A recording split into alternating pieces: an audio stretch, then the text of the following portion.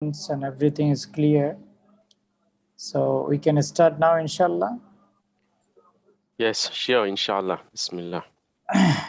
Assalamu alaikum wa rahmatullahi wa barakatuh. Bismillah ar-Rahman ar-Rahim. Alhamdulillahi Rabbil Alameen. Wassalatu wassalamu ala nabiy al-amin wa ala alihi wa sahbihi ajma'in wa tabi'ina lahum bi ihsanin ila yawmiddin amma ba'd.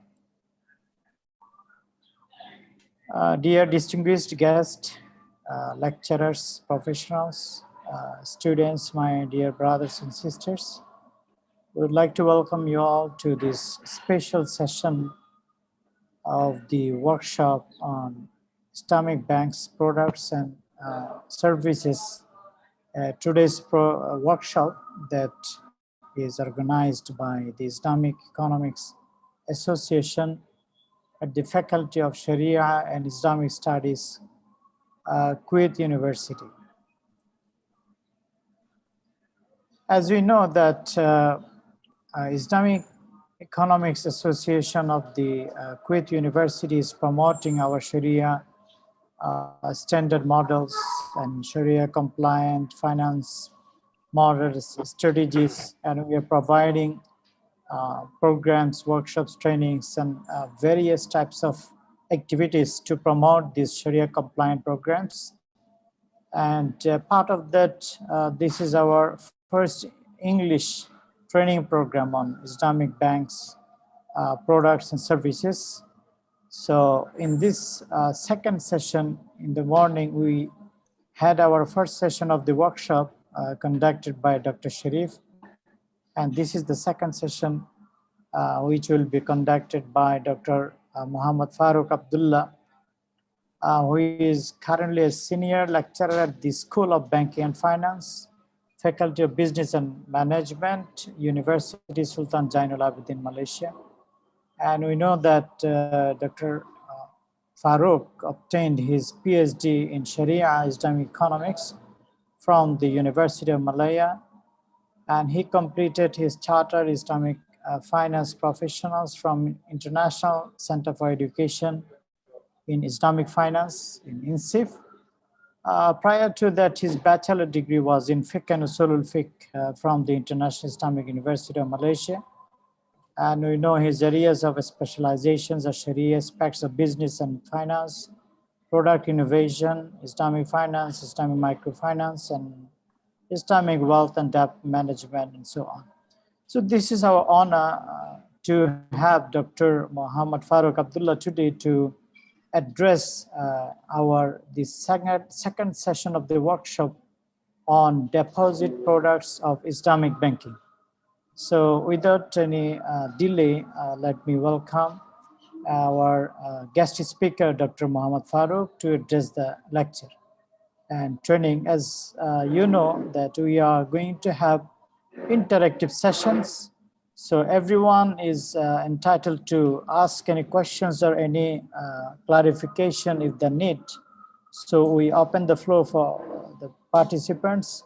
Maybe after 20 minutes or 15 minutes, you can welcome any question or any suggestions on any additional remarks from the participants. So please, Dr. Farooq, yeah, floor is yours. Yeah, thank you. Assalamu alaikum wa rahmatullahi wa barakatuh. And good evening to all. It is 9 p.m. in Malaysia here in Kuala Terengganu. So Alhamdulillahi Rabbil Alameen. Wassalatu wassalamu ala nabi al-amin wa ala alihi wa sahbihi ajma'in. Rabbi shrah li sadri wa yassir li amri wahlul uqdatam min lisani yafqahu qawli. Allahumma la sahla illa ma ja'altahu sahla wa anta taj'alul huzna idza syi'ta sahla bi rahmatika ya arhamar rahimin. Amin ya rabbal alamin. So first of all, I would like to thank Dr. Muhammad Mahiuddin for inviting me to this workshop to give me the opportunity to share my knowledge on Islamic banks, products and services. And also I would like to thank the Nadia al-Iqtisad al-Islami, the Islamic Economic Association, for arranging such a workshop and inviting me. And also I would like to thank all the participants for joining us today. Hopefully it will be a fruitful discussion, and hopefully it will be an interactive session, inshallah. So as I believe the morning session was conducted by Dr. Sharif Al-Amiri, was very beneficial, and I also saw his talk in the YouTube, even though I didn't join live. So Alhamdulillah, it was that lecture gave us an overview of the situation of Islamic finance and Islamic banking, and I hope the participants are already got a clear picture of the Islamic bank's operation as overall. So following that process, I'll continue on the deposit products. As we know, Islamic banks, they will have two sides. At the right hand side, they will take deposits, and the left hand side, they will give financing. So this session will be on the deposit products, and after the following sessions will be on the financing that will be conducted in 2 sessions. So let me share with you my slide for today.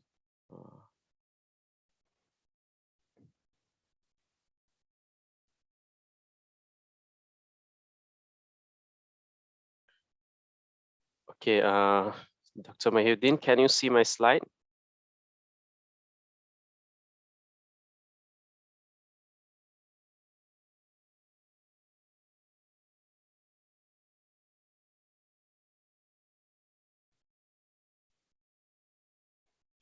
Can you see my slide? I cannot hear. Yeah, it's better now. It's in slide mode. I think it's better. Yeah. Thank you very much. All right. So the objective for this learning session, this session is actually for the participants, hopefully, inshallah, to distinguish the various types of deposits of Islamic financial institutions. So hopefully we'll be familiar with different types of deposit products, and also we'll be familiar with some investment products or investment accounts. And finally, inshallah, our participants will be able to know some of the issues in the deposit products or in the investment products. And finally, they will be able to understand what are the differences between Islamic banks products and the conventional. So so that's what we can say, the money back guarantee. If we do not, if after the end of this session, if you are not able to differentiate between the Islamic and conventional, so that should okay, so that shouldn't be, and hopefully we'll get a clear picture of how the Islamic banking products are different than the conventional. So while I'll be presenting, while I'll be talking, then I want this session is more interactive. So you, from the participants, you can ask me questions anytime, and or you can also ask me later at the end or during the presentation. Anytime you can ask questions. If you don't ask me question, then I'll ask you questions. I can see there's someone raise hand. I think, Doctor, let's have like about 20 minutes or half an hour. Then we may take some questions. Otherwise, we cannot complete the Mahawir. Yeah, sure. Yes. We will. Yeah. After 20 minutes, maybe we can have a question.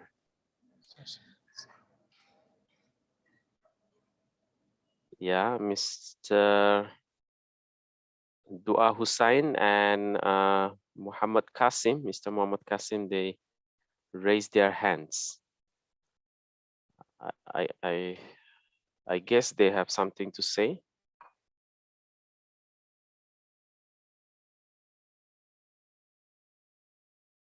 Okay. Doctor, I think it's okay. Never mind. We will give them a chance after 20 minutes or half an hour. At the All right. beginning, Okay. if we welcome from the beginning, maybe they don't have anything to say because we didn't start Yeah. yet. Yeah. All right. Okay. Thank you. Okay. Thank you. Just an overview of the nature of deposits, regardless of Islamic or conventional banks. So usually the deposits, they are essentially the sources of funds and liability products for all commercial banks. So both Islamic and conventional banks, they get their source of they source their fund through different types of deposits. So if there is no deposit, they don't have funds for financing and also for investment. And in the conventional banks, they take the deposits as a liability. But for the Islamic banks, yes, some of the deposits are liability, like a wadia, which is taken as loan or qard. However, some of the deposits can be considered as mudaraba, which is not truly a partnership, but or it is between the liability and like share or a partnership or share between liability or share from the investors. Okay, so these banks mobilize these deposits to undertake investments in real and financial assets or provide financing to customers. So usually the banks, as we said, if we look just the in our economy, okay, the in our society, we have a surplus unit and we have a deficit unit. So the banks, they actually works as an as a indirect intermediary to take the deposits from the surplus unit, usually from the government, from the households, or for companies. Okay, they take their deposits and they use it to give financing for the deficit unit for households that need to buy house or car, or for to the companies. And at the same time, the banks also do investments in financial assets, maybe in share markets. And there are different types of deposit products offered by Islamic banks. Some of the deposit products, they are based on loan, so that does not give a very minimum return. And some are based on, as I said, Mudaraba is like kind of a partnership that is based on sharing profits and loss. So So although deposit mobilization between Islamic and conventional banks may appear similar, the underlying concepts and principles of the deposits are different. So apparently we may see that both Islamic and conventional banks, they take deposit is the same way, and then there might not have some difference. However, there are difference in terms of the underlying contracts and the concepts that we use. In every deposit product or every deposit, the account that Islamic banks they have, it has an underlying Sharia concept. It has a underlying and that's also defines some of the outcomes, whether it is a liability or it is a partnership contract, and where there is a guarantee to that deposit or not. And these deposits also can be placed by both individuals and institutions from different various sectors, including the household sector, private sector, financial institutions, non-governmental organizations, and government sector. So that's we can see, okay, in an economy that's again goes to the surplus units where it can be private institutions, or even can be an individual. And banks, they provide different types of accounts. They have joint account or single account, and so they have a different products to cater different types of needs. For example, to cater the needs of the companies or businesses, they have like current accounts, while for individuals they have savings account. So these are the different types to cater different types of needs of different types of customers, either they are households or financial institutions or even non-governmental organizations. So deposits also meet the banking customers' need to maintain liquidity. Yes, deposit is also important to maintain the liquidity or the cash reserve with the bank, so that the customers, anytime they want to withdraw their money, they can go to the bank and then they withdraw. And banks are required to keep some deposit as a reserve, as a cash reserve, and also to meet the liquidity requirement, and also to fulfill some statutory requirements, like they need to keep some cash with the central bank. So all these reserve requirements are fulfilled by the deposits that the bank they receive. And anytime, as we know, anytime we go to the bank or use their ATM, we can withdraw the money. So that's actually bank can fulfill our debt liquidity needs through the deposits that they receive. So now, the underlying contracts, generally in any deposit product, or overall the different types of deposit accounts that the Islamic banks have, they will have these underlying contracts that will make them different than the conventional. Well, in the conventional deposit account, okay, the banks, like savings account or in current account, they will guarantee the deposit, and then they will pay interest to the depositors, to the clients. However, the Islamic banks, they will not pay interest. They will not give interest. However, the Islamic banks may give profit, or sometimes the Islamic banks give a gift or hibah to their customers or to the depositors based on the contracts, the underlying contracts that they use. So mostly the Qardul Hasan contract is used. As we know, Qardul Hasan is a loan contract where somebody gives money to somebody borrows from someone else without any interest, that we call al-qardul hasan. So the most familiar contract that is used right now in the deposit accounts is al-qard. And then there is another contract which is similar to qard, is called wadiyah. Okay, wadiyah, which is safekeeping. Based on the that concept of safekeeping. So when the customers, they deposit their money in banks, so the bank will usually safekeep it. So based on that, they use the concept of wadiyah. And wadiyah also quite similar to qard, but wadiyah has two types. One is wadiyah yadud damana, another one is wadiyah yad al amana.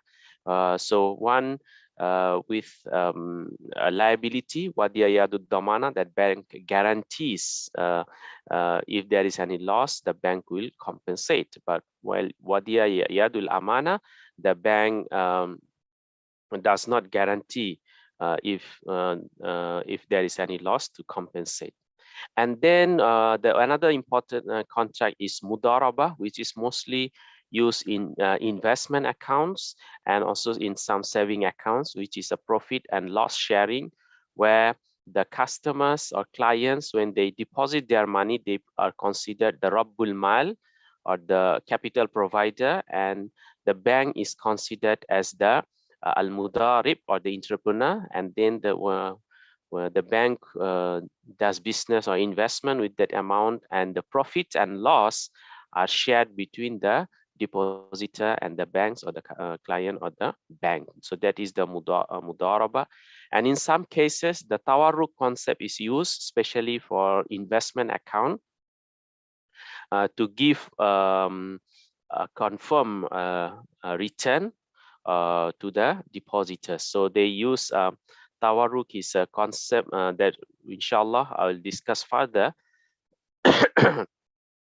So this is a buying and selling arrangement based on the concept of Murabaha, where the bank will buy a commodity and sell to the customer and then sell to another broker on behalf of the customer to create a liability on the bank, so that the bank will pay to the customer something, means the capital plus the profit. And similarly, even in the investment account, there is the wakala concept is also used, where the bank is the wakil or the representative to do the investment on behalf of the customer, where the bank will take income from the fee based on the wakala fee. So generally, these are the contracts, underlying contracts used in Islamic deposit accounts, in saving accounts or current accounts. So these are the contracts that make the Islamic banks different than the conventional, where in the conventional banks, most of these deposits are considered as qard or loan, and with the interest, where the banks are legally bound to pay interest to the depositors.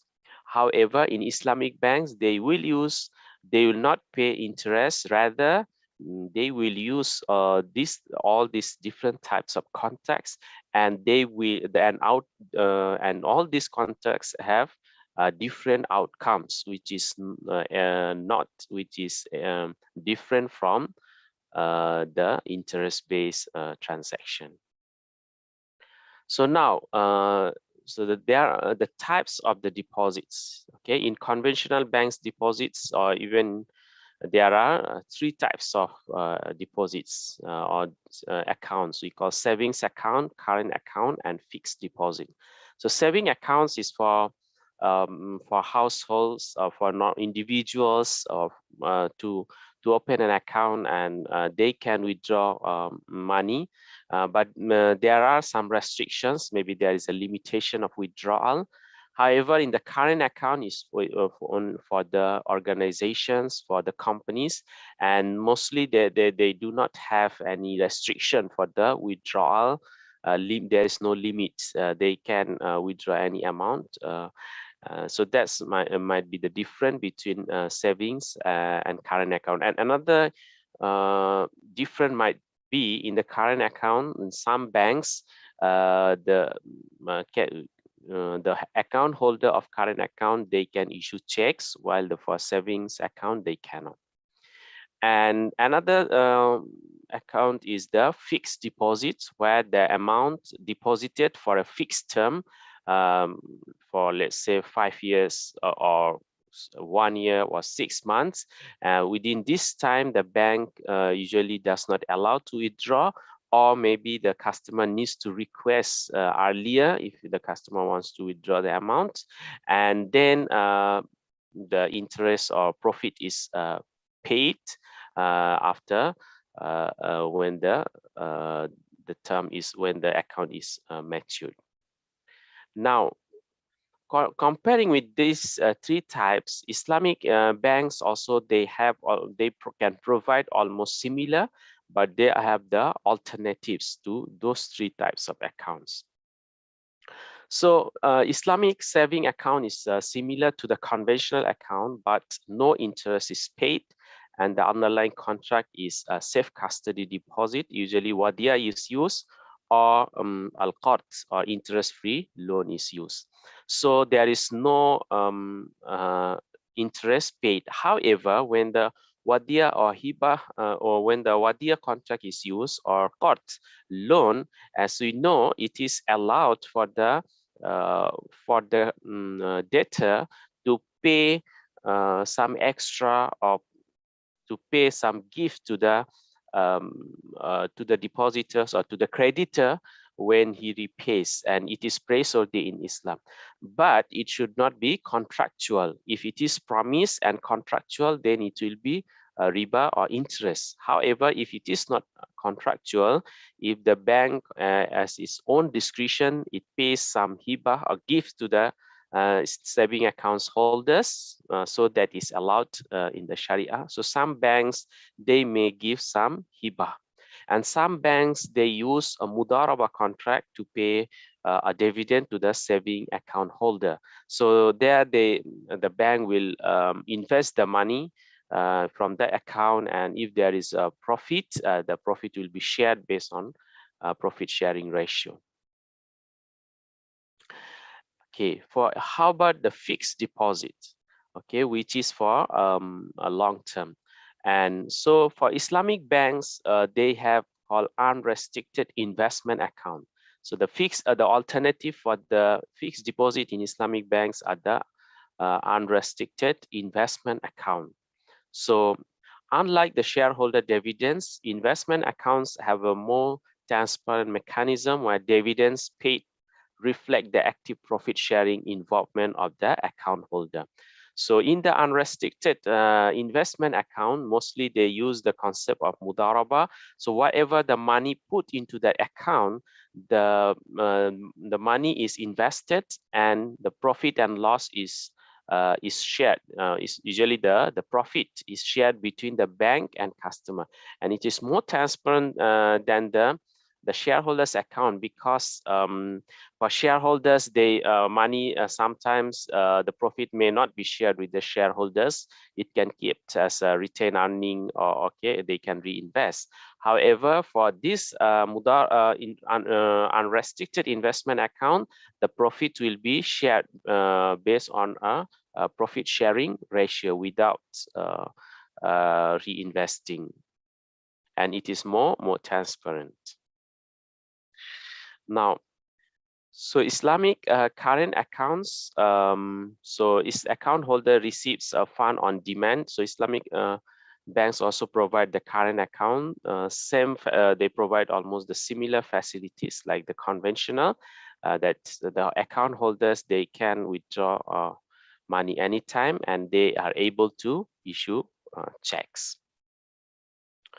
So for Islamic current account, there are two types of contracts also used, either wadia or qard hasan, or mudaraba current account.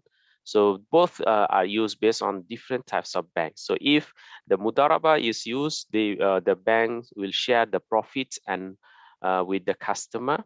Or if wadia or qard al hasan is used, then the customers are not entitled to get any profit, but the bank may give some gift or hiba to the depositors based on their own discretion. So this is some feature of a wadia or qardul hasan current account. So the bank accepts deposits from depositors and pools the deposit with other funds while keeping detailed records of each account. Yes, so bank, they will pool the fund. So even if the mudaraba is a mixed mudaraba, that they will pool the fund together. However, they will keep the record of course of all the depositors, and the bank, if it is if it is a wadia, the bank guarantees the principal amount of the demand deposit funds. So anytime the customer for current account, the customer can withdraw, the bank guarantees, and the bank invests the funds in investment or financing schemes to maximize the return. Yeah, so for some when the bank pool the funds, so the bank will invest some of the funds, and the income generated from investing any of the demand deposit funds are due solely to the bank. So when the bank invests that amount, so what is the return?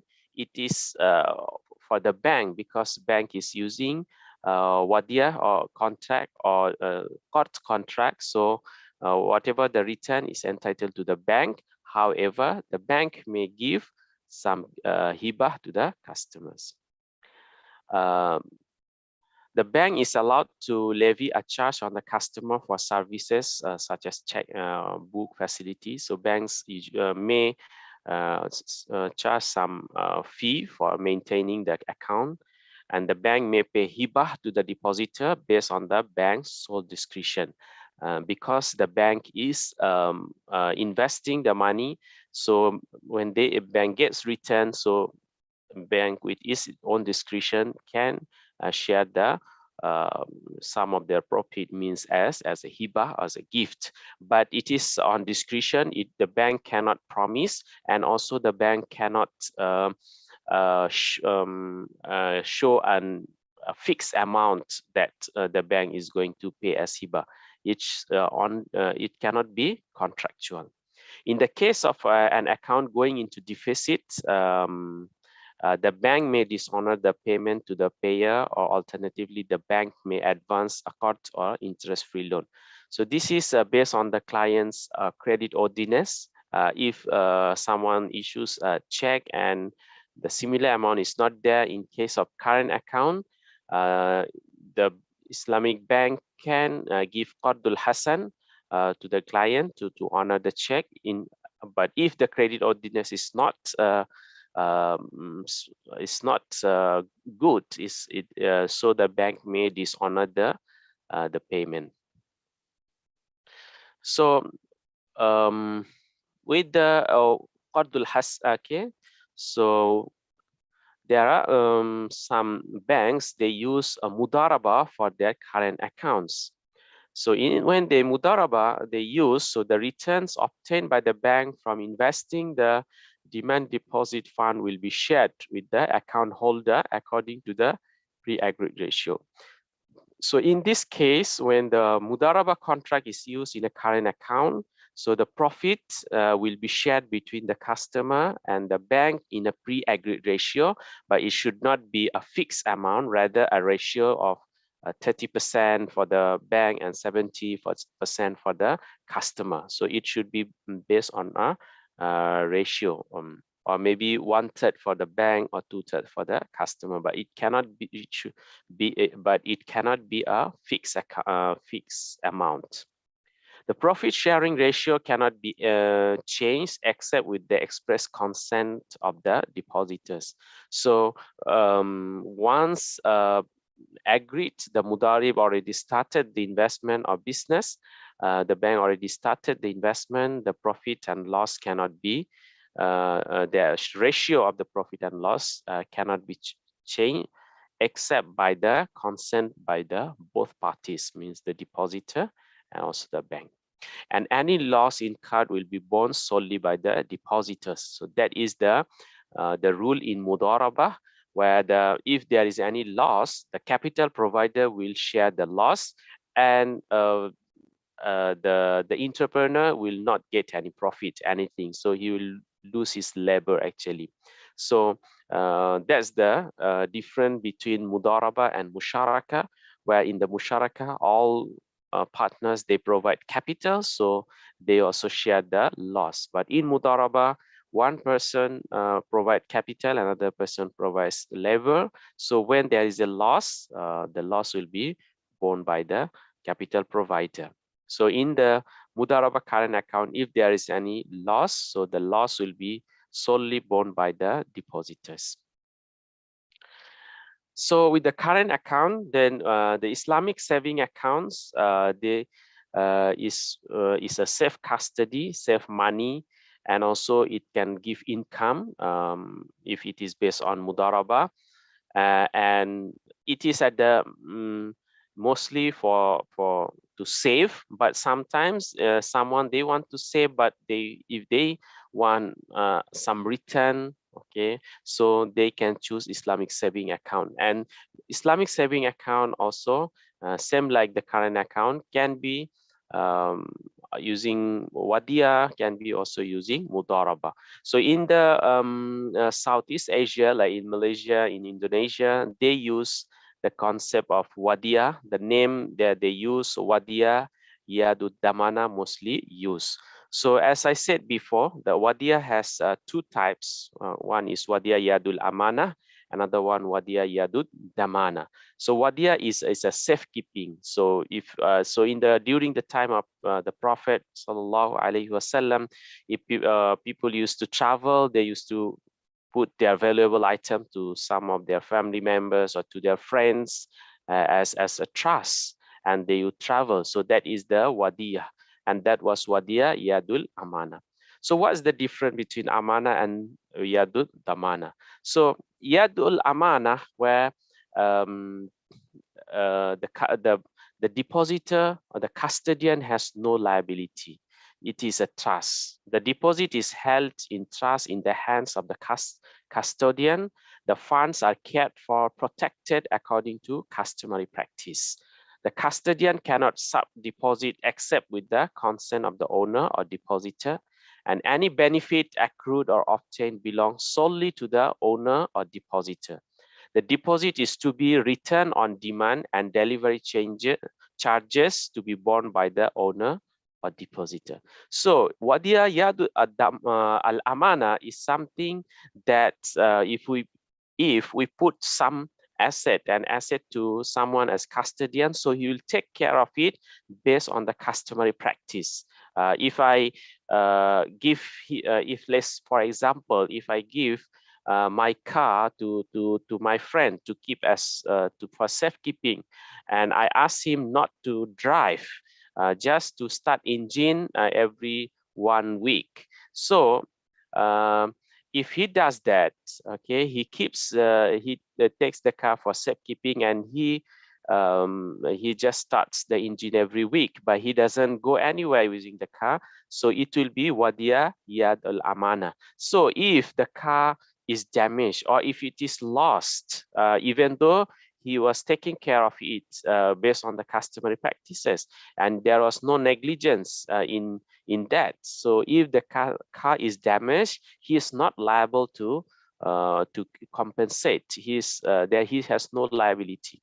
However, in the same example, if that my friend, okay, if he breaches my condition, if he starts to travel, drives far using that car, so at that point, the Wadia will change to Wadia Yad al Damana. So at that point, if there is any damage, if the car is lost or broken, so my friend has to compensate. So that is Wadia Yad al Damana, where he has the liability to pay if there is any loss or damage, because he breached the my condition. He traveled.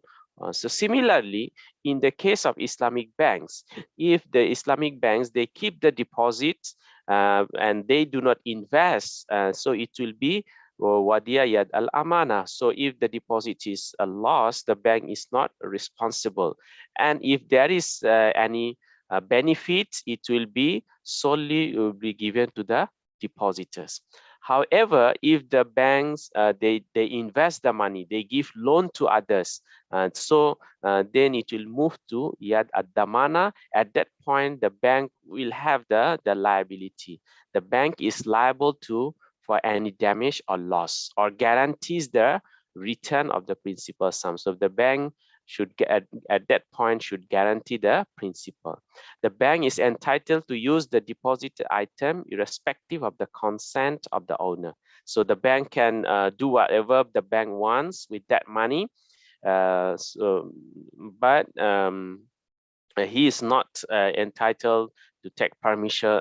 The bank should not take permission from the owner. The bank can invest or give loan to others, and then any benefit accrued or obtained will belong to the custodian, who has absolute discretion as to how to utilize or dispose of it. So as the bank is taking the liability of that deposit, so when the bank is investing, so all the profit or return from that investment is entitled to the bank.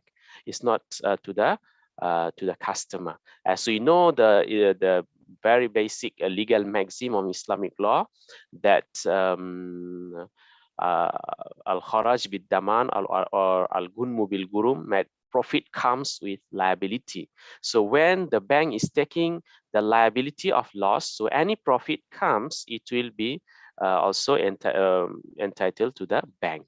The bank cannot promise any returns, and the customer depositor cannot seek contractually agreed returns. So if the bank promises any return, it will be a riba. It will tantamount to riba, because it is essentially a court or loan contract.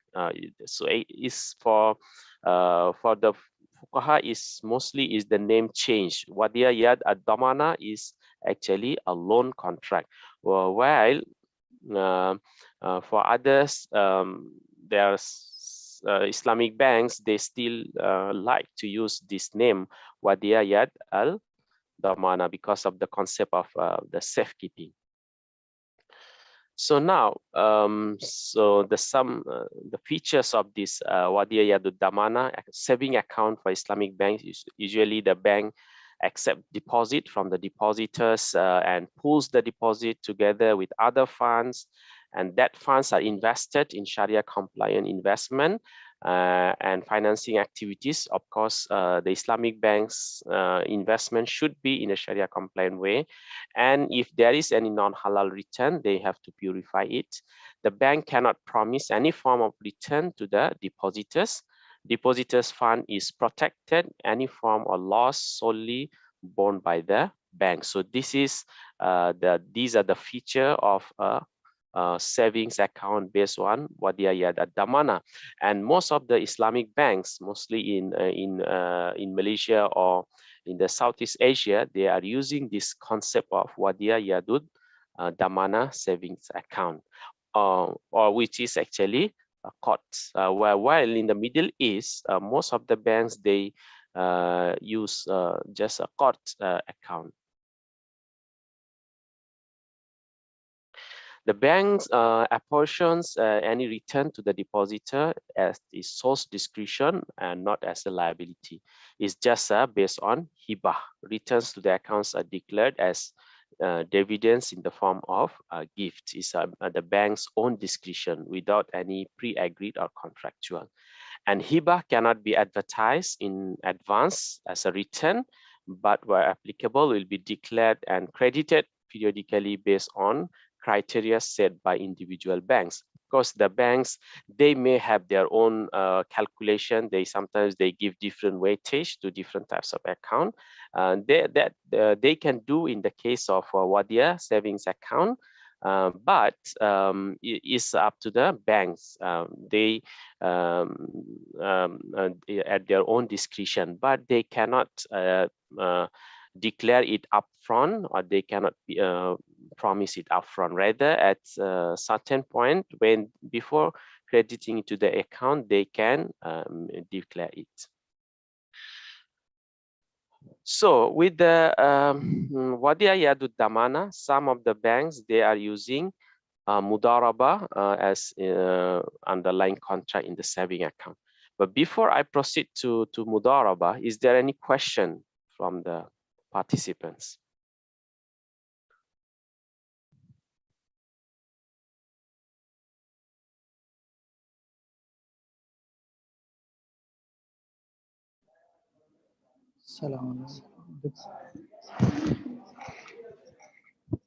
Doctor, there are a few questions we can see. Okay. Someone asked regarding the guarantee, doesn't it remove the risk factor? Okay. Okay, very good question. Yeah, regarding the guarantee, doesn't it remove the risk factor? Well, again, we need to go back to the principle of the Sharia, the legal maxim is that the profit comes with the liability al-gunmu bil gurum. So if somebody is entitled to uh, uh, get a profit, okay, he should take risk. So that's why in Mudaraba, there is a risk of loss. So the depositors is entitled to get profit. But in the Wadiyah, it is a guarantee that the bank, especially in Wadiyah Yadud Damana, the bank guarantees the deposit because the bank is using it. So yes, the bank is giving guarantee. So there is very minimum risk from the customer, but here the customer does not get any profit from that. Customer is not entitled to get any profit from the investment. So it is allowed in the Sharia. Is, as we know, in the court is allowed in the Sharia. We can give loan to anyone, and the person has to return to us the similar amount without interest. But even though he lost that amount in his business or whatsoever, so the risk factor, if we look from the Sharia perspective, yes, there is no risk. It removes the risk. That's why the depositor is not entitled to get any profit. Is Wadia the same or related with insurance collected by conventional insurance companies? I believe the conventional insurance companies, they do not use the Wadia concept. It's not they do not have any safekeeping concept. Usually for conventional insurance, they use a sale contract. You buy the policy, and then they will use the concept of indemnity, means they will compensate in case any calamity happens. So it is a different than the Wadia.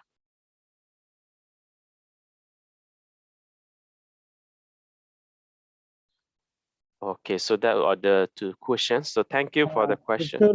There is another question in chat group. Okay. Then what remains the difference between Qard Hasan and Wadi'a Daman? Qardul Hasan and Wadi'a ad-Damana. Okay. To me, from the practical perspective, there is no difference. As I know, there is no difference between Wadi'a Yadud Damana and Qard. It is only the change of name.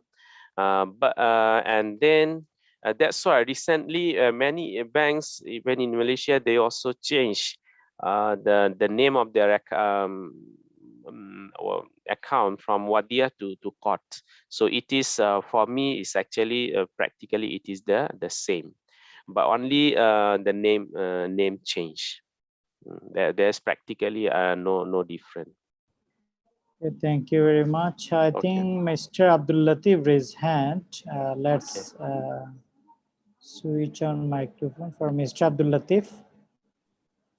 Assalamu alaikum wa rahmatullahi wa barakatuh. Wa alaikum salam. Yes. Ahsanallahu alaikum wa baraka fikum. I wanted to ask that, for example, like the bank will advertise, the bank will say verbally that we are going to give you the hadiyah. Okay, so and not in the contract, like we are going to give you, like surely we are going to give you some type of hadiyah and this and that, but they did not state it in the written contract. So is this still considered riba? Okay. Barakallahu fiq. Thank you very much for this question. Actually, there are some articles recently on this practice of hibah. It's true that what you mentioned, that some banks, they of course they will not give a contractual obligation, but they sometimes like advertise, or they say that okay, they will give hibah.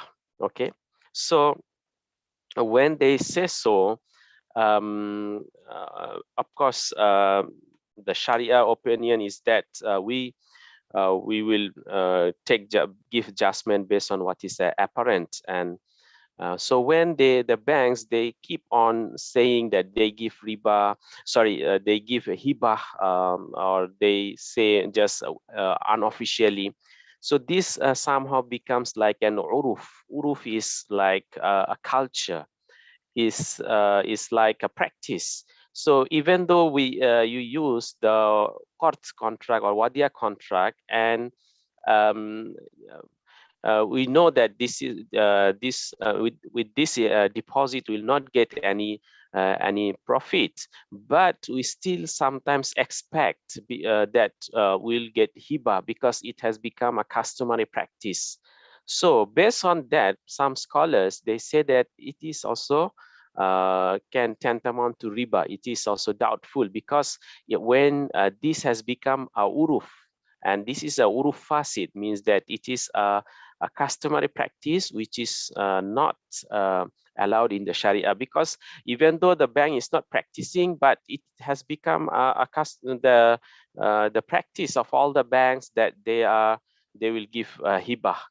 So I would say, based on that, the bank, they should not tell that they will give hibah, and sometimes they should not make it like a customary practice. It's like it is an obligation on them to give some hibah. So if the banks, they keep on practicing hibah to give and then to advertise, so it will be like a norm, and then it will be quite similar to the interest-based account or interest-based transactions. So we need to keep in mind. So I would advise the banks not to do that. Okay, thank you very much, Dr. Farooq. I think we can continue now. You do have another 1 hour and 10 minutes. We can Okay. take some more questions at the end, inshallah. Inshallah, thank you.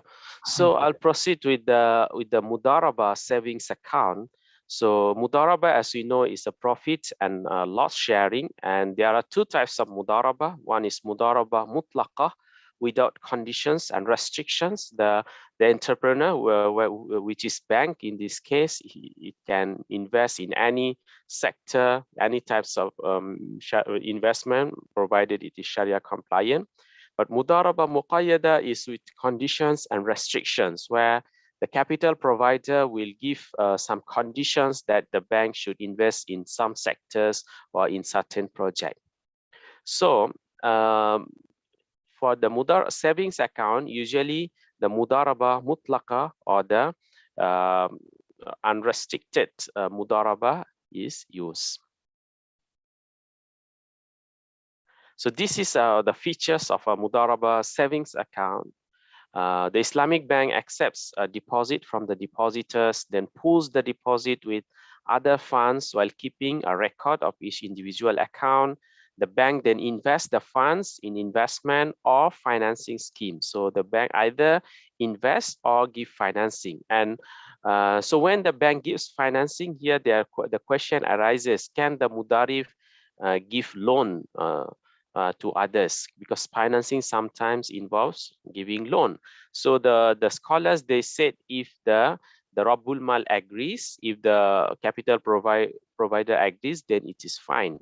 So the bank can give financing or can get profit from that, or can make investment.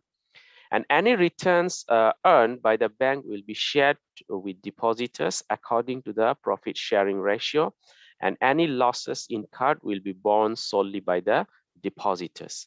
The profit and loss sharing ratio cannot be changed except with the express consent of the depositors. So same like the current Mudaraba current account.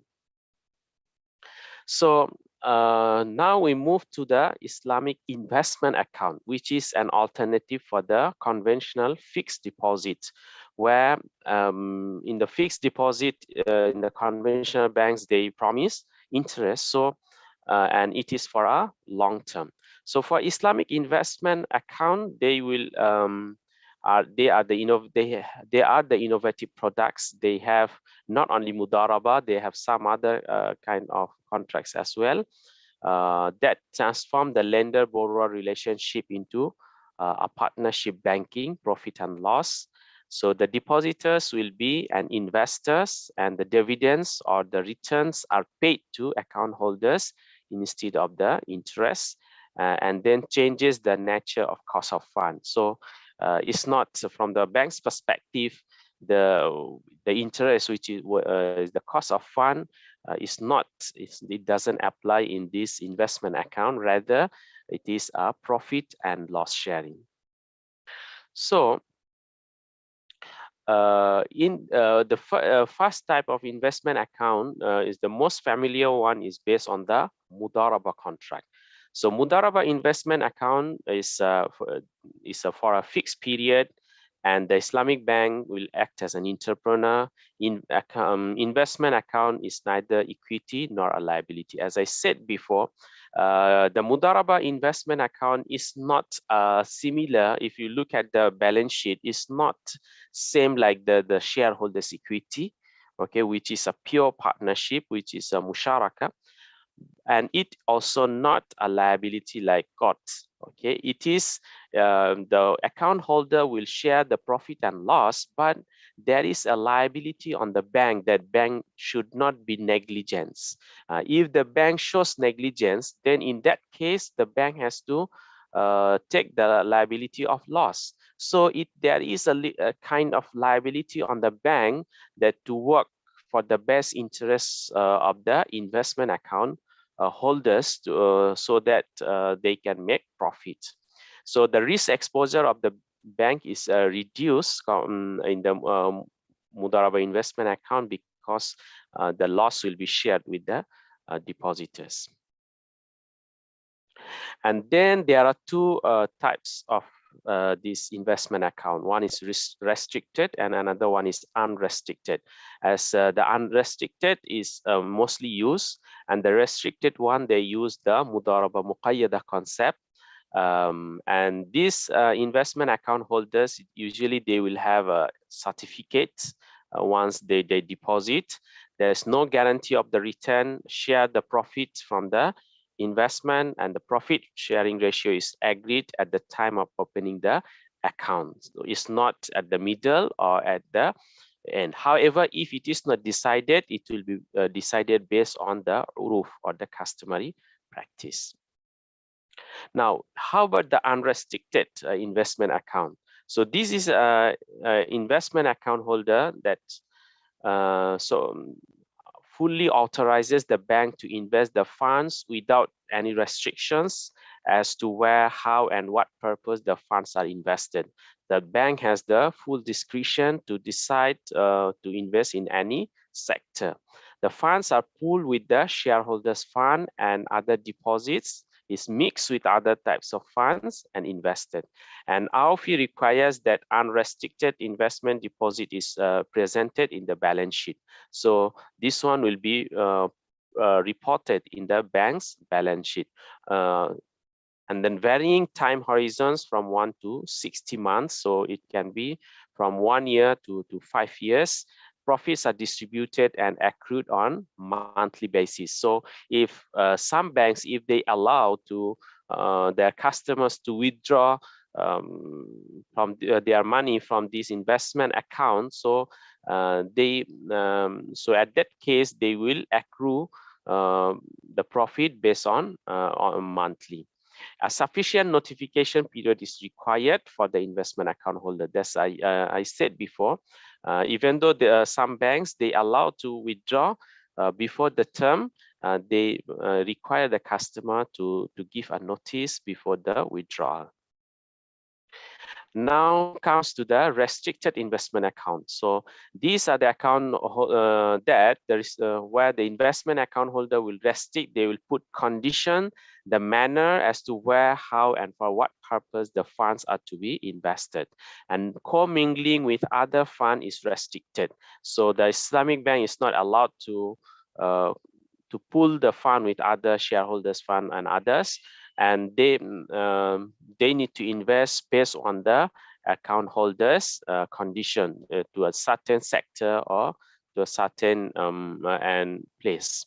And limit risk exposure of the investment account holder. Yeah, because they will choose the place of investment or sector. So there's a limited risk. Return is confined to a designated specific investment portfolio, and separate disclosure statement is required by our fee. So this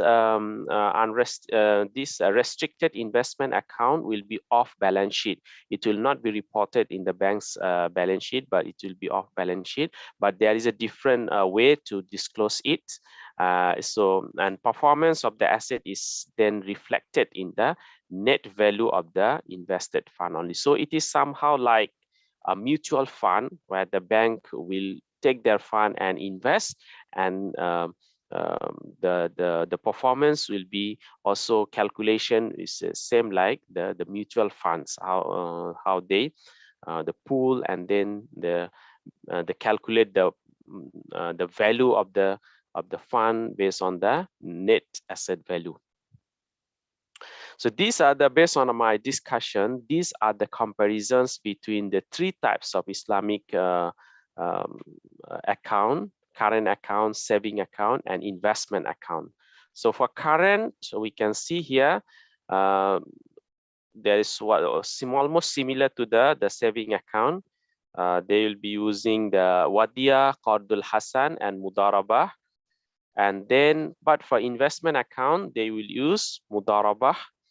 And then for withdrawal, for current account is flexible, on demand, and flexible payment by check, ATM, or debit card. Saving account can withdraw on demand and flexible withdrawal by check, ATM, or debit card. By investment account, there's a restriction on the withdrawal. Pooling of fund, so current account holder amount of deposit pool with shareholders and other funds. For saving account, the amount of deposits pool with also shareholders, but only for investment account, if it is unrestricted investment, then it is pooled with other funds. Okay, how about the return for current account? There is return based on hiba or gift, which is non-contractual. But if they use Mudaraba, yes, there is a profit and loss sharing. Same with the savings, but in investment account, profit distributed based on Mudaraba. So the difference is in current account and saving account, sometimes they use qard, so they use hiba. And the risk exposure, okay, so based on if in current account and saving account, if they use wadia or qard, there's a very minimum amount of risk. But for investment account holder, because they use Mudaraba, so the risk they are exposed to higher risk. So this is the summary of the discussions that I did just now. So now I have a question to the participants. So this is the question. So in which of the following contracts the financier is not obliged to share profit with the depositors? Wadia yad al-amana, wadia yad ad-damana, mudaraba mutlaqah, or mudaraba muqayyada. So maybe the audience can say the answer. You can write in the chat section either A, B, C, or D. Which one is the answer? So this is to make sure that you are with me.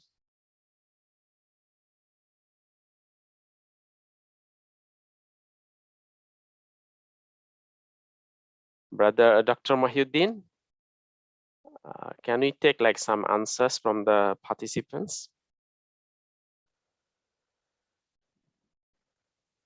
Okay, many said is A, C, A. Okay, I can see the answers. In the chat group, first yeah. 2A, then C, then A, B. A, Okay. then B. Yeah, then C. All right. So many are excited. Okay. I think I want to Most. be interactive. Yeah, we want participation from the audience. Okay, so many said A. Most of them A, yes. A. Okay, mashallah. Wow, it's A, eh? Okay.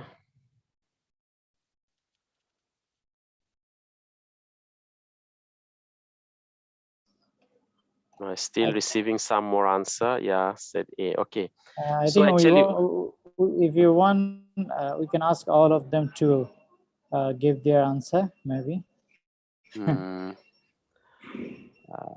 yeah, we can do that. But for the first time, I think we Okay. just make Thank it you. optional who want to answer. But most of the answers are A. Okay. Well. So in which of the following contracts the financier is not obliged to share profit with the depositors?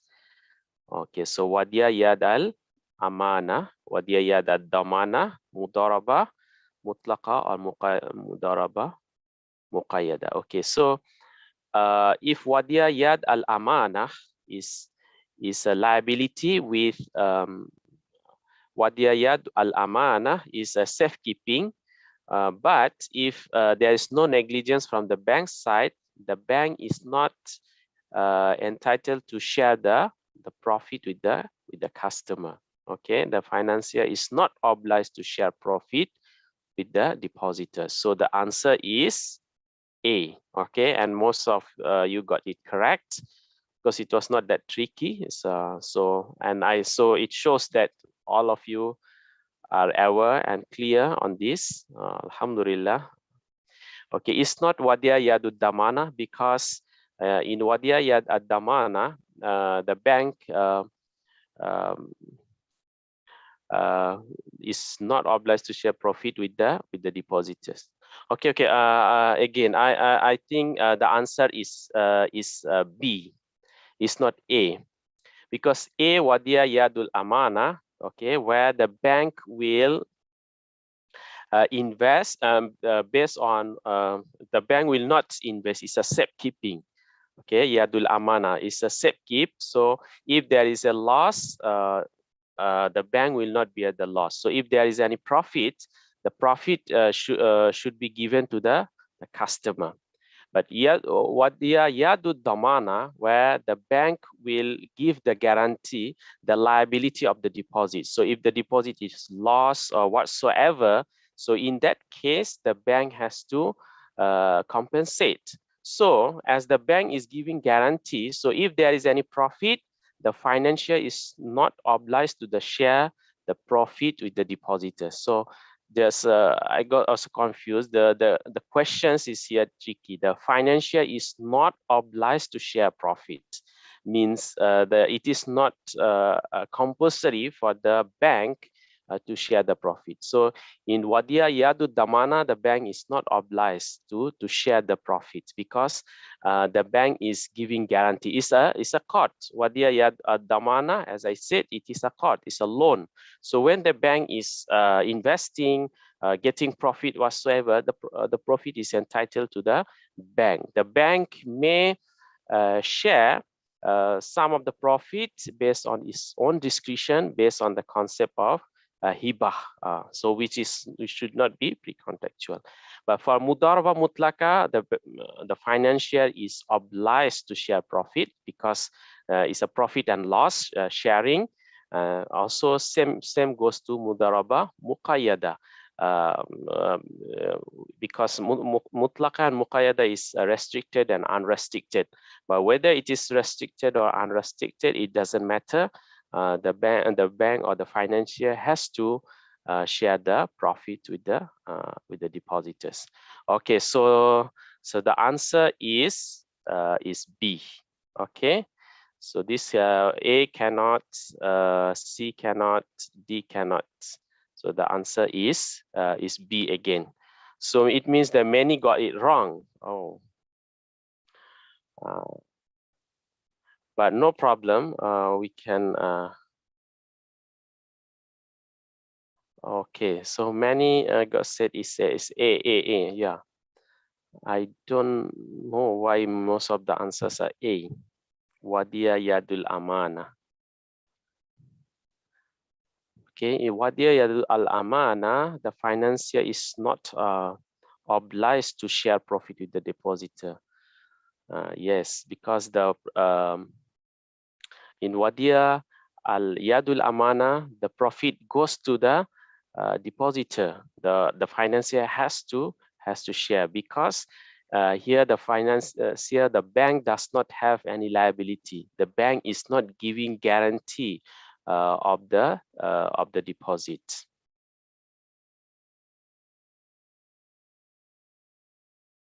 Okay, so we move on.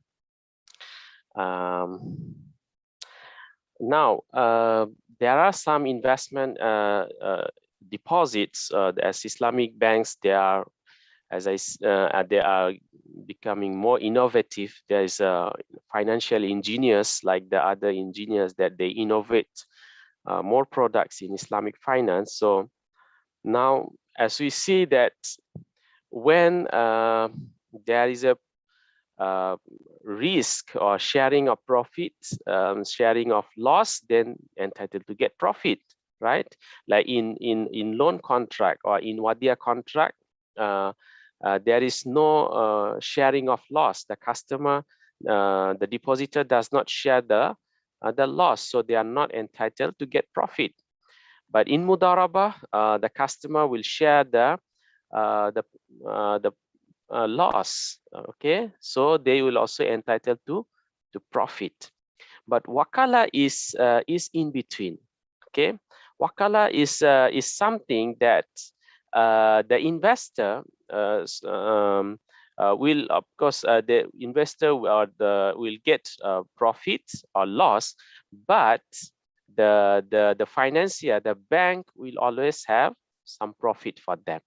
Okay, the customer. So in Okala investment deposits, here the customer assigns the bank as his wakil to invest. So the bank will be the wakil or the authorized person or agent to invest, and then the bank charges initial wakala fee.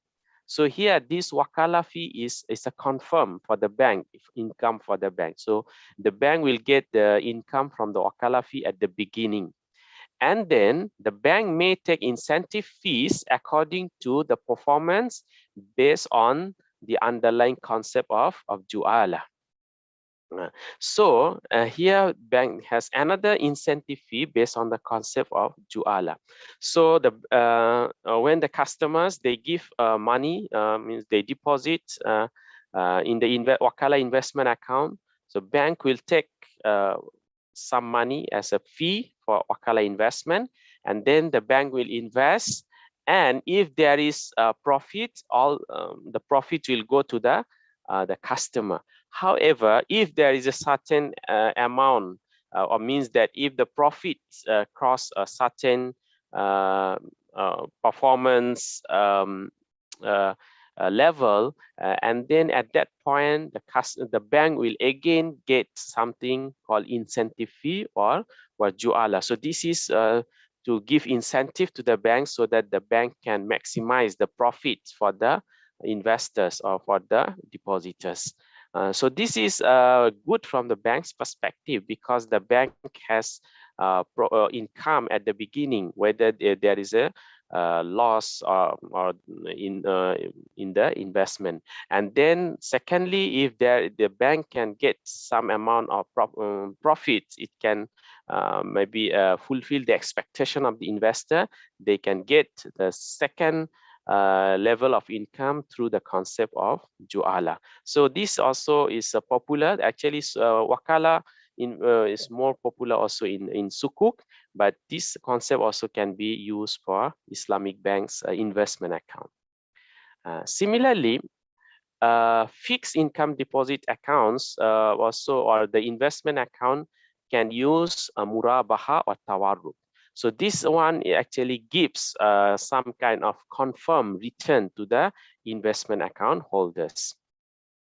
So as we know that murabaha is a tawarruk is a transaction between 3 or more parties to facilitate the fixed rate of return. Okay. Unlike a Mudaraba investment account, a Mudaraba deposit will allow the depositor or investor to earn a fixed return from the deposit. So as we know, in the Mudaraba investment account, the investor, they will either get profit, they may get profit or not. But in the Tawarruk or Murabaha, the customer will get a fixed return because they will do buying and selling, which will create an obligation for the bank to pay some profit to the customer. So how it works, I can explain here. So in this, this is Murabaha Tawarruk. Okay, so actually the essence of Tawarruk is a Murabaha, and the Tawarruk is actually the advanced step of previously used Bai'ul Ina.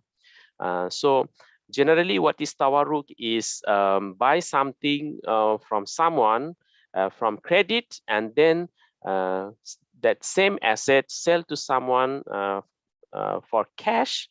So why people do this transaction is to get cash. So how the Tawarruk works in the investment account is here. Okay, so there are 4 parties. We have broker A, and then broker B. We have a customer or the depositors who will deposit based on for the investment account, and we have the Islamic bank.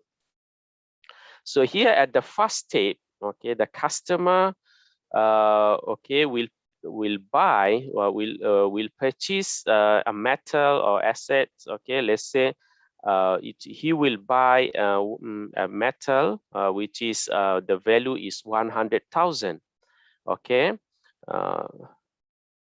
so and then the customer will pay that to the prime broker of that 100,000. So the customer will pay cash to the prime broker.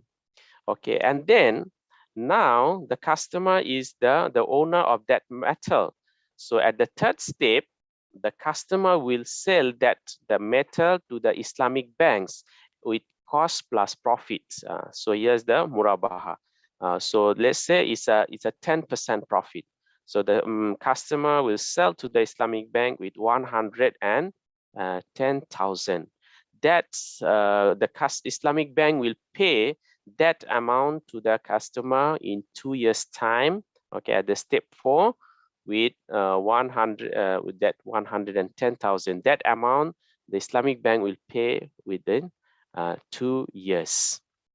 So now, when the Islamic banks got this metal, so the bank actually does not want to keep this metal. The bank want cash, so the bank sells that metal to an broker B, prime broker B. So it's at number 5, delivery of the metal to broker B, and then the broker B will pay to the bank. So with this transaction, what happens actually, the bank gets cash of 100,000 here, and then the bank has an obligation to pay 110,000 to the customer. So this 10,000 is the profit for the customer that the customer will receive in 2 years' time. So here we can see that the customer's profit is fixed. So this is how the investment account works based on the Tawarruk. While we have Tawarruk in the financing, so that's in the reverse way.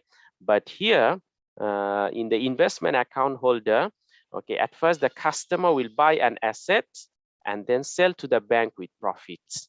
And then the bank will sell it to other broker and get the cash. So this is how the Tawarruk transaction happens. The objective of this transaction is to create an obligation for the bank to pay to the customer with profits. So that here the customer, of course, he has deposit, he has cash, so he can buy metal and he sell it. So this is how it different from the conventional bank, where there is no this kind of buying and selling transaction where they just promise to pay a fixed amount. But here there is a asset. The customer will buy an asset and then sell to the Islamic bank with profit. So that gives a fixed a return to the customer. So now how it works, and Islamic banks, they have many customers. So how they work? So there is a platform for that. I am talking in the context of Malaysia. So they have something called Bursa Malaysia Bursa Suq Usila, or the commodity market. It's a platform that is dedicated to facilitate Islamic liquidity management and financing by Islamic financial institutions. So this is a fully electronic-based platform, provides industry players with an avenue to undertake multi-commodity and multi-currency traders from all around the world.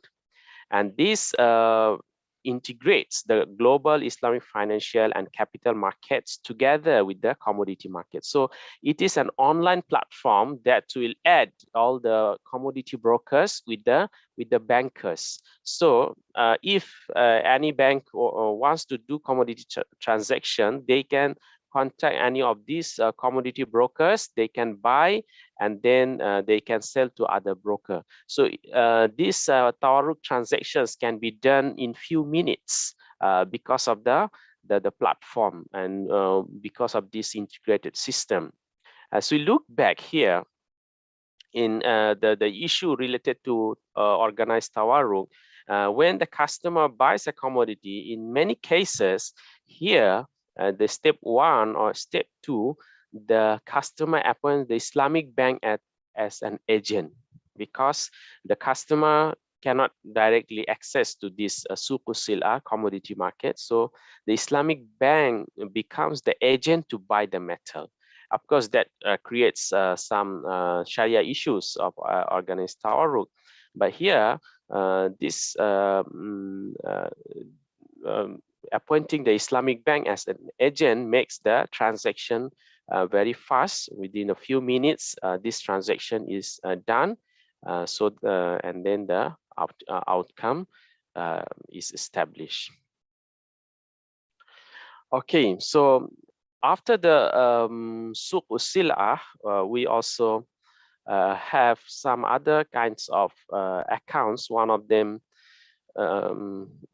is a premium savings certificate. So this is another type of Islamic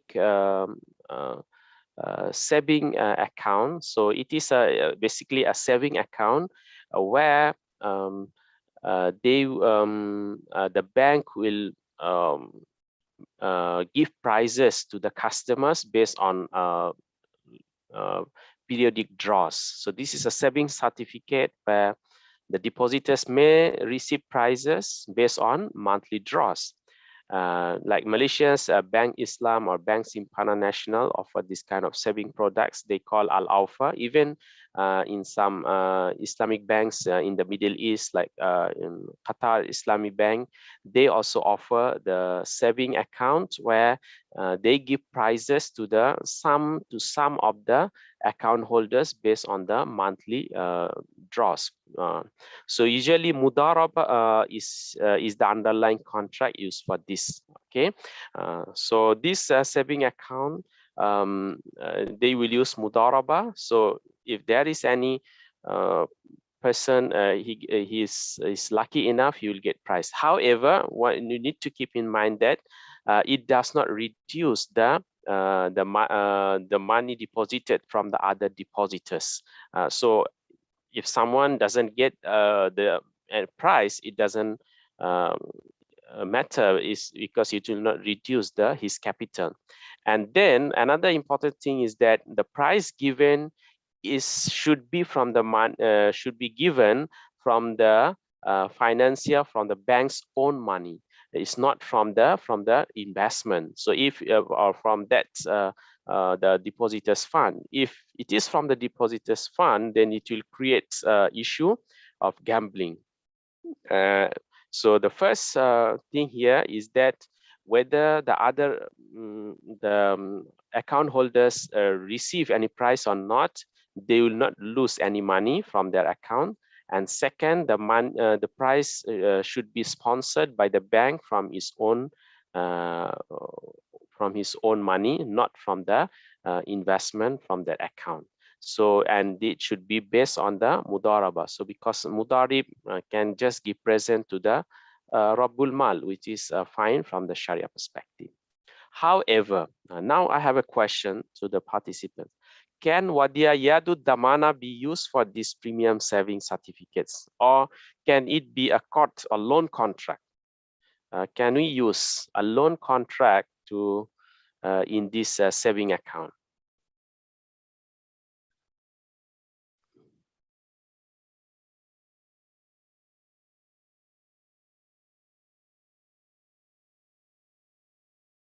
Okay. In the meantime, I also got some questions in the chat sections. Hannah Sally, okay. I will answer later. Okay, we can come to this one. Regarding this saving account, price giving account. Okay, Hannah, she said yes. Okay, the question is a no, because it's Mudaraba. Yes, for this account, the banks, they should use Mudaraba. They cannot use court or loan contract, because Islamic Sharia does not allow the borrower to give any gift or any benefit to the creditor, and if it is contractual. Okay.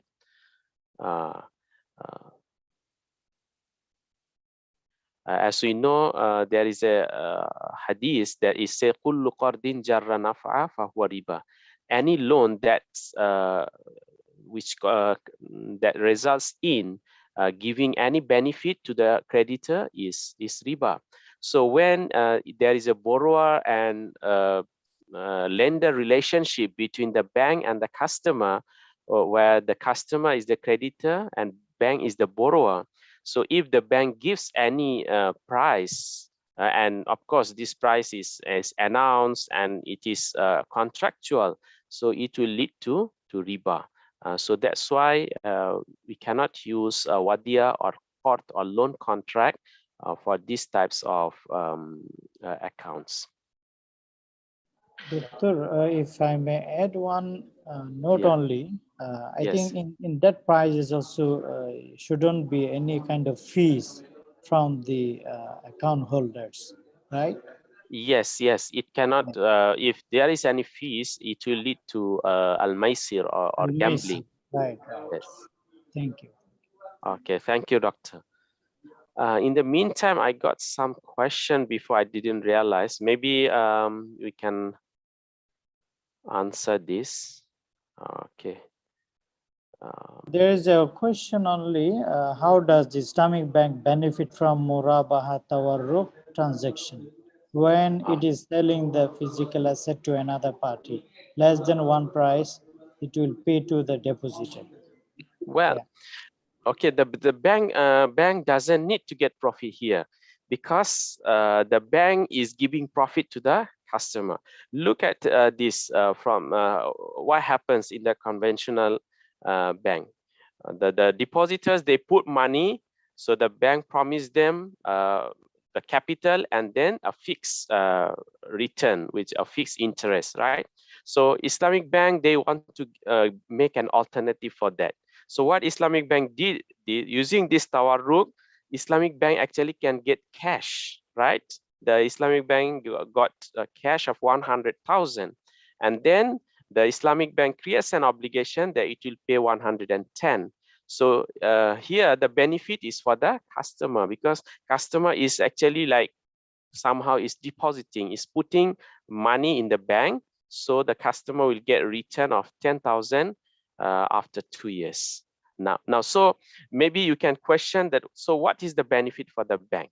Well, the benefit for the bank is bank got liquidity. The bank got cash. So when the bank get cash of this 100 thousand, and it can use for 2 years. Okay, of course, the bank maybe have to pay by installment. So the bank can invest that amount maybe based on Mudaraba, or can give financing, and bank can get profit.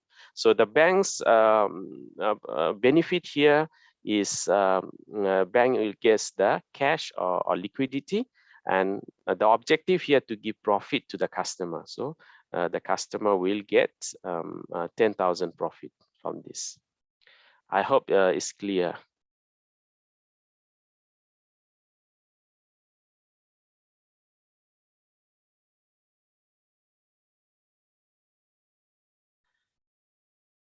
Okay, so move on. Yes, I think there is no more question. Okay. Yes, bro. Yes. Let's So, continue. okay, let us continue again. Thank you.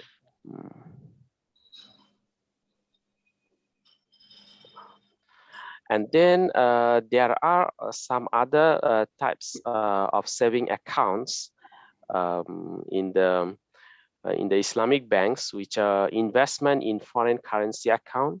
That some Islamic banks they offer their customers to save money in a foreign currency. So so what is the benefit from this account is that the customers, they can benefit if they invest in a foreign currency, that if that currency is stable and it appreciates, so they will get benefit. However, we need to keep in mind that in that case, there is also buy usaraf. When the customer puts money, then the bank needs to follow that day's rate, okay, to exchange to the other currency. So based on the hadith, it said if we exchange one currency with another, we need to do it on cash basis. It means on the spot. However, of course, for according to the Maliki scholars and majority of the scholars, they allow until 3 days in some cases, especially for international transactions, even for golds, as to consider as cash. And some Islamic banks also, they have a gold saving account. While gold also is one of the a good investment asset for many. Of course, some disagree as an investment asset, but many, they feel gold as a safe haven, especially during the time of crisis. So some Islamic banks, they open, and recently during this crisis, many Islamic banks, they open Islamic gold saving account, where the customers, they can buy gold and then they save it. However, in the conventional banks, they also have gold saving account, but there are some issues where the banks, they do not hold the physical gold. So which can create the issue of a garar or uncertainty, because if the gold does not exist, so it will invalidate the contract. So in order to be it Islamic, the Islamic banks, they maintain, they must have a physical gold, and they allow the customers to withdraw the gold if they want to. So this condition is to make sure that there is a physical goal, and the customer is allowed to withdraw, and then they need to also follow the buy usara principle, is that if the customer wants to buy gold, they need to pay on the spot, okay, or maybe some delays that can be allowed, maybe after until 3 days, as the scholar said, but it should be on the spot. So this is the Sharia conditions for some gold saving accounts.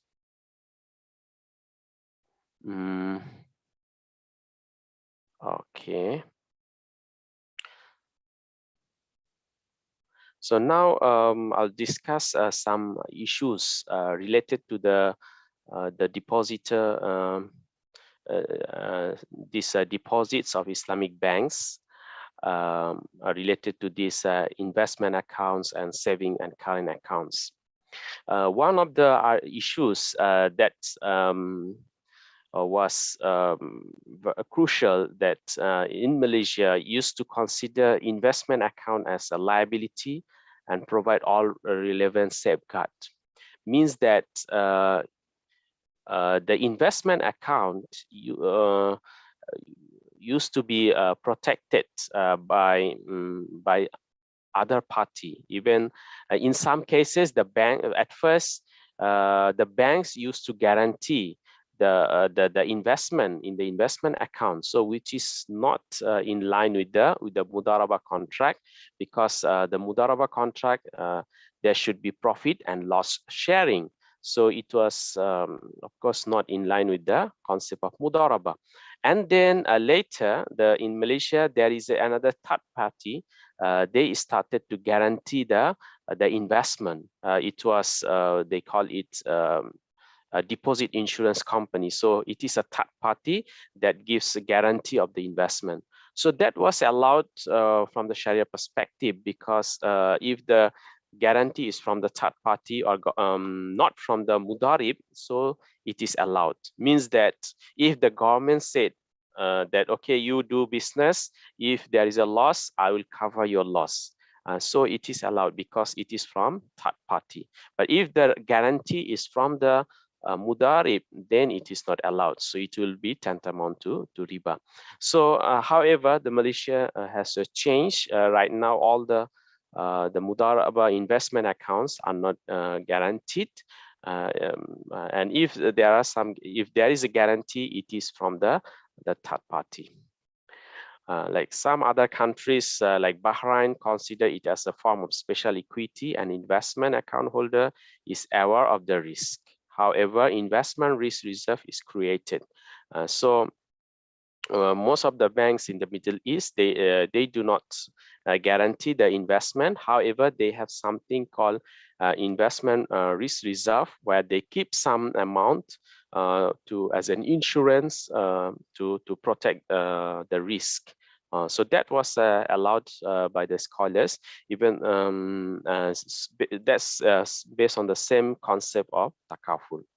So now from that, there is one issue of especially with the Mudaraba investment account, is the profit equalization reserve, or PER. Previously in Malaysia and also in some countries, they use profit equalization reserve from the Mudaraba investment account to make the return of the Mudaraba smooth. As we know that in the conventional banks, they give interest, so it's a smooth return, is a fixed return.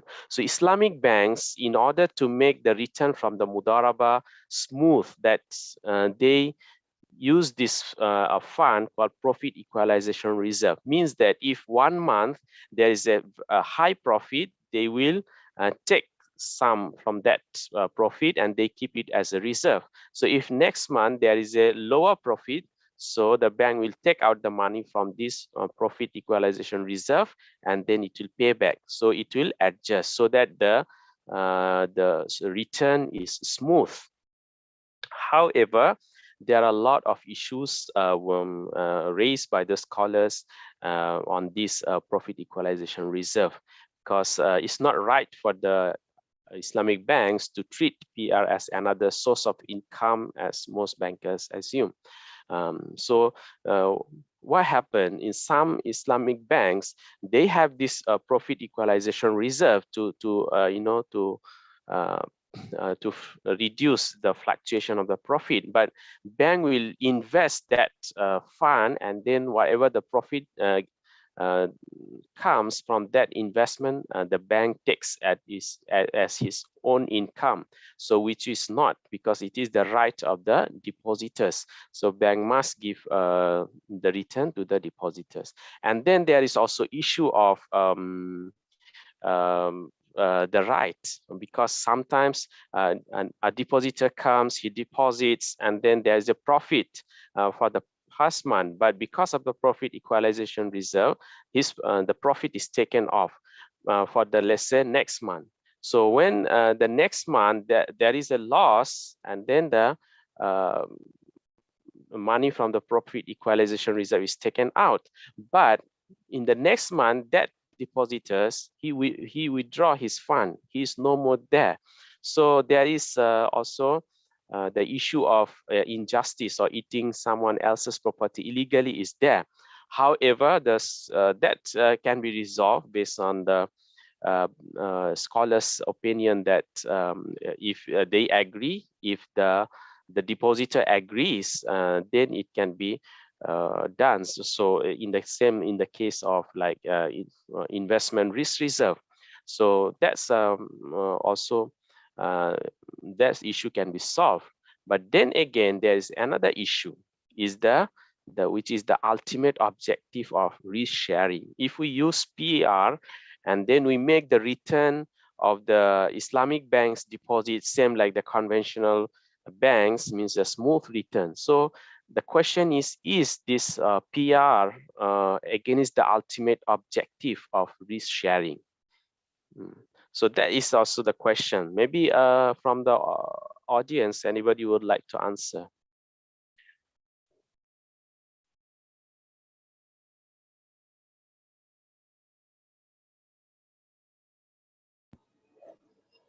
Yeah, I mean, they may write in the chat or in question and answer section. Yeah. We are waiting for the response. Someone said no. Mr. Zayed said no. There is no risk sharing.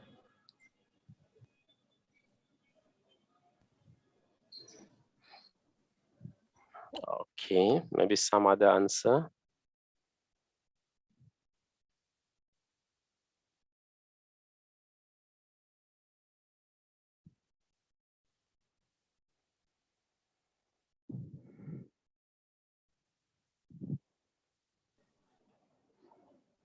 I believe yes. Bahmir Hussain. Bashiru said yes.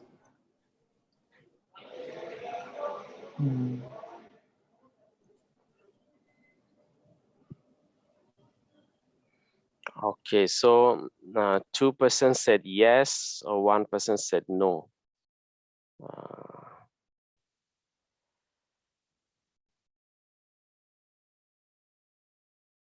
Okay, so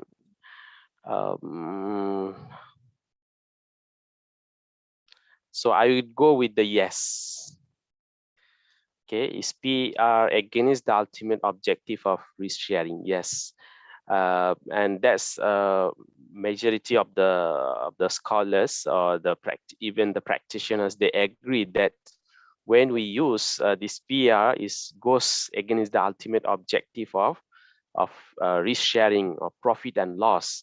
Because if we make the Islamic the return of the Mudaraba smooth, same like the conventional banks return using the PR, so it's like we are not sharing the risk. Of course, it's still there is an amount of risk. Means if there is a loss, so even the PR cannot do anything if the reserve also if finish.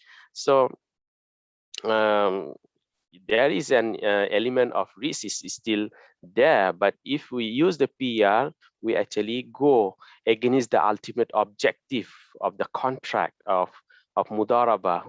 We call it al-muqtada al-aqad, which is to share profit and loss. So yeah, and also somebody said that it's like also customary practice. Yeah, so if we make a PR, also it's like we make it a customary practice. It's an uruf. So at the end of the day, people will just see is the conventional and Islamic are the same. So that's why in Malaysia, from 2013, they already stopped the new IFSA, Islamic Financial Act. They stopped from the Islamic banks to use PR. So there's no more profit equalization reserve in Malaysia, and it is already prohibited by law. but still there may some other banks in around the world, they may have used it. So the answer is mostly is yes. If we use PR, is against the ultimate objective of risk sharing and also objective of the contract of Mudaraba, which is also profit and loss sharing. And then there are issues related to the restricted investment as off-balance sheet funds, because as I said, the Mudaraba al-Muqayyada, the restricted investment account where the customers, they want the bank to invest in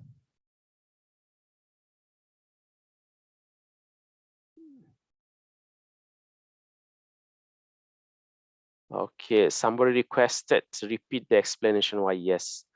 Well,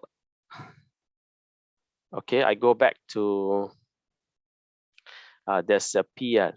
Yes, if we use the profit equalization reserve, so it goes against the ultimate objective of risk sharing. So my answer is yes, means it is against the objective of the risk sharing.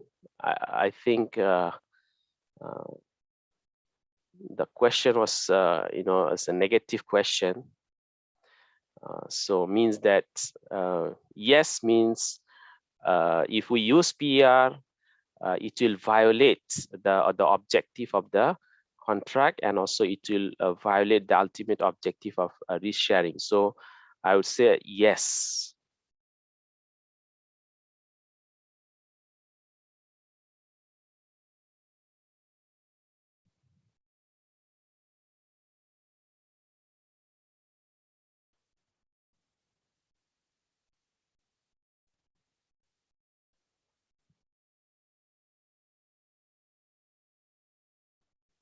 Okay, so we're talking about the restricted investment account that it should be off balance sheet. So when it is off balance sheet, so there are some restrictions that it is similar with like a mutual fund, as I said. So it resembles the collective investment scheme or CIS. So there is regulations, disclosure requirement for this type of investment. Okay, it should be reported separately as recommended by the AOFI. So the bank must also keep record, but it is even though it is off balance sheet. So the disclosure to these restricted investment account holders should be governed by disclosure principles of the collective investment scheme, which is recommended by the International Organization of Securities Commission, ILSC. So that prescribes stringent disclosures to enable transparency in financial activities. So the restricted investment account should be reported even though it is off balance sheet. So it's mostly should be treated as a mutual fund where the calculation of the profit, the investment, all should be recorded based on the CIS principles. So that's all on the from my presentation regarding the different types of deposit accounts. So I have already discussed that how the Islamic deposits, Islamic banks deposits are different, and we have already discussed Islamic saving accounts, Islamic current accounts, and also this Islamic investment accounts based on Mudaraba, Islamic investment account based on Muraba, Tawarruk, and also Wakala.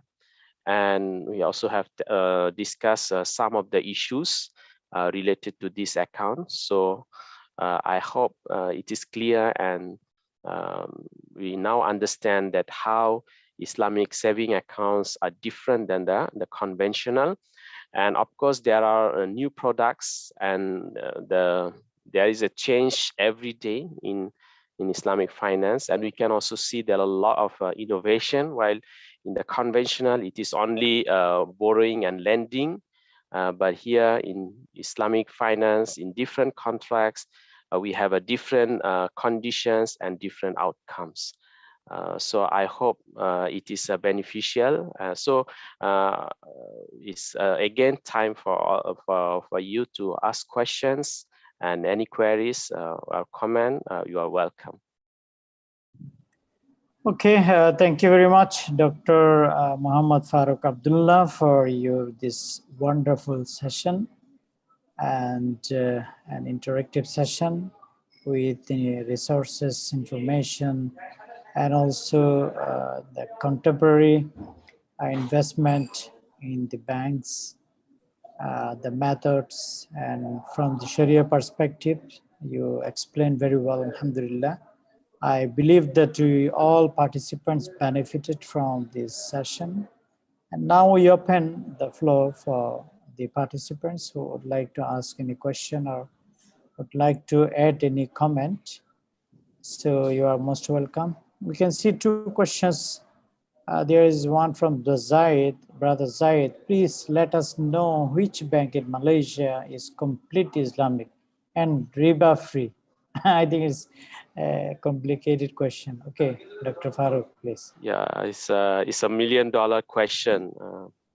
So if you ask me, so as I heard from one of the prominent scholars, if you ask me this question, so it is as if you're asking me who is the complete Muslim in the world. Okay. Only the answer is Allah knows the best who is a complete Muslim in the world. But as a Muslim, we need to try. We should do our best, and we need to do our istihad. That's the source of knowledge for us. So based on that, in Malaysia, there are many full-fledged Islamic banks like Bank Islam Malaysia, and also the conventional banks. They have sister banks or subsidiary banks, but they are also full-fledged, like because there's no commingling of fund like Maybank Islamic or CIMB Islamics. But people have more trust on the full-fledged Islamic banks like Bank Islam or Bank Muamalat, or some international Islamic banks like Al Rajhi, Kuwait Finance House. But in terms of the operations, and as far as I know, I can see that mostly two banks like Bank Muamalat and also Bank Al Rajhi, they have more stringent Sharia, means their Sharia scholars are more strict than the other Islamic banks. Like they don't even allow Islamic credit card. And even the Al Rajhi is They do more have strict. a Sharia regulatory board. Yeah. Yeah. So their Sharia supervision, their scholars' opinion are more strict comparing with other. So, but as we said, it is all are based on istihad. So we cannot say that they are better or they are more Islamic than the others. But that I can answer. But Thank you. ultimately, Allah knows the best. Yeah, thank you very much, Sister Hannah said terima kasih in Malaysian language. Thank you, Doctor. Okay, sama-sama. You're welcome. Another thing, someone want to know clarification. I think Bilai Sangari, what is the saving certificate that you explain about the saving? I mean, certificates provided or given by the banks. This is what he want to know, I think. Yeah. Based on the monthly deposits.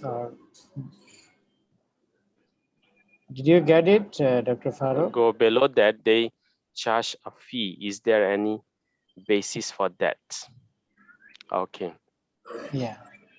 Some Islamic banks require a minimum amount of money to stay in the account, especially that is for savings account, that you must maintain at least like $50 or $10 in your account. And if you go below that, they charge a fee. Is there any basis for that? Well, what I know it is, as I think I have indicated that it is allowed for the banks to take some fee as a service charge or ujrah. So the banks can charge a fee for maintaining the for account, because to give the service, okay, it is allowed. However, sometimes the bank do not charge you because you already have an amount. Maybe the bank can use your money for investment, so they can get a return. So that's why the bank may not charge you. So that is actually bank is giving you a rebate on that. So for me, I do not see any problem on this. To keep to keep a minimum amount. So that is the bank's condition and procedures. I think that's fine.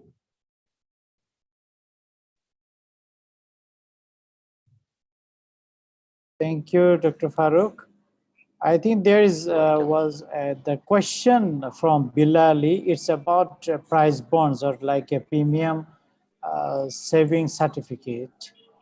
Yeah, This prize is bond is similar to the premium saving certificate. Yes, but the prize bond is the conventional. Yeah, I think he wants to know again explanation or what is it all about. Yeah. Mr. Bilal Sangari. Yeah.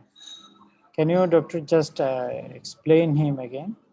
Okay, so these are the saving certificates. So it's actually a saving account where you put your money, mostly based on Mudaraba contract. So it's same like saving account.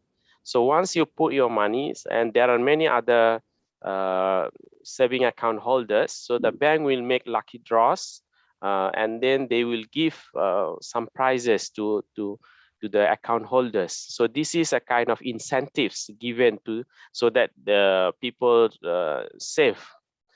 So these are allowed or not, the Sharia said it is allowed with the condition that they have to use a Mudaraba contract for saving account, and the price should be given from the bank's own money. It should not be from the account holders' money.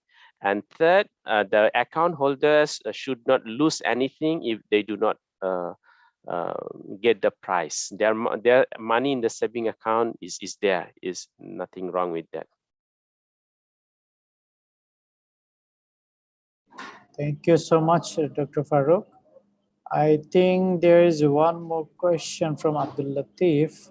Dr. Ahsanullah Alaikum. Can you please give some insights on ruling of fixed deposit in Islam, like fixed deposit in the banks? Yeah. Thank you. Well, fixed deposit, if we look it from the Islamic perspective, of course, it doesn't go in line with the Sharia that we make it, a fixed deposit, we get the fixed return.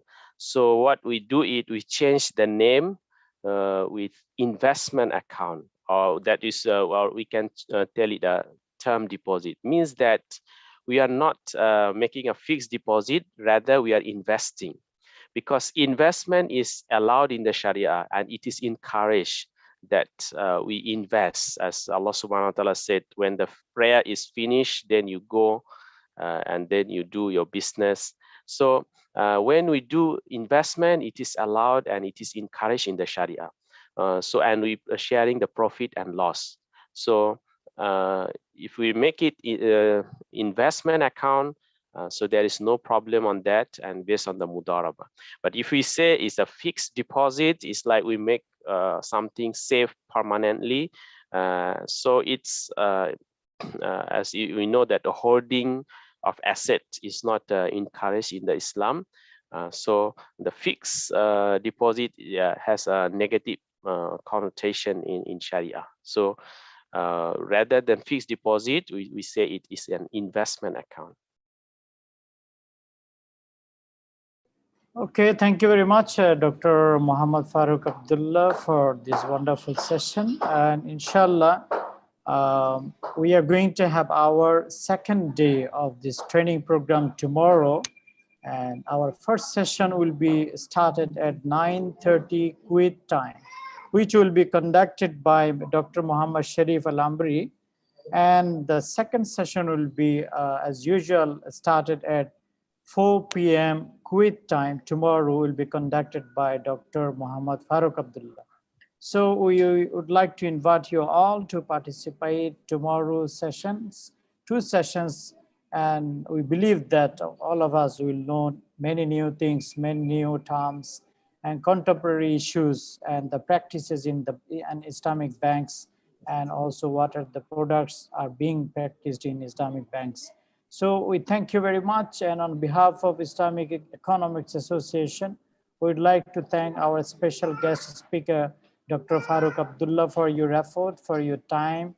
May Allah subhanahu wa ta'ala reward you. And we also thank all participants from around the world for joining us today, and hope to see you again tomorrow. And at the end, we need to thank our management board, especially Dr. Alal Ubaid, who is the Director General of the Nadil Iqtisad Islami, and all the staffs, our brothers and sisters. Thank you very much. See you again tomorrow. And with that, we conclude our today's session here. Subhanakallahumma bihamdik. Ashhadu an la ilaha illa ant astaghfiruka wa atubu ilayk. Assalamu alaikum wa rahmatullahi wa barakatuh. Yeah, assalamu alaikum to all, and thank you very much for joining us. See you tomorrow, inshallah.